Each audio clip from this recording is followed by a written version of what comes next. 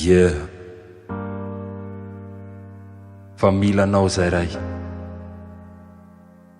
miandrandranao, mila tolo-tanana avy aminao, fa miantso anao zay ray, miandrandra famindrapo,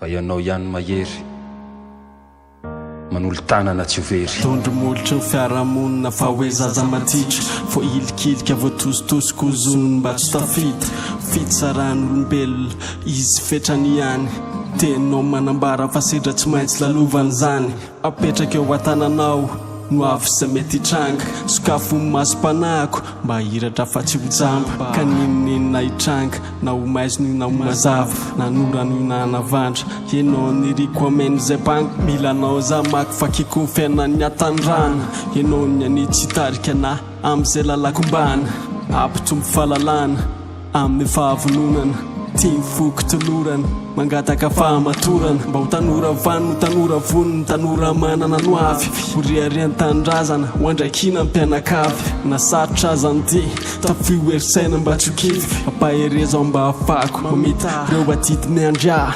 Fa miantso anao, na maditra azy ity zanakao, tsy very raha ambany elatrao, faharovanao ao ray. Fa miantso anao, na maditra azy ity zanakao, tsy very raha ambany elatrao, faharovanao ao ray. Milanao aray, anova ny hevi-diso, anova anatsara mba amiratra ny apitso. Milanao aray, raisy fa manolo-tanana, fa miandrandra fandrosona amin'ny retikely mba hananana. Fa miantso anao aray, meteza ho avy fa tsy andaha, amafa fahotana sy anadio ity fanahy. Fa ianao aniny mahery, matanjaka sy mafy, anaranao ihany no atsona de misitaka ny ratsy, atray avery sy nani, tsy mba mibanjina ny lanitra, fa lavo saika maty aty vo te alalan'Andriamanitra, atray avotom-pahotana,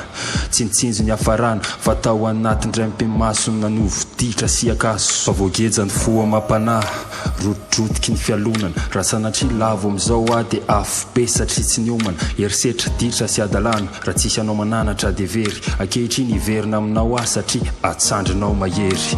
Fa miantso anao, na maditra azy ity zanakao, tsy very raha ambany elatrao, faharovanao ao ray. Fa miantso anao, na maditra azy ity zanakao, tsy very raha ambany elatrao, faharovanao ao ray.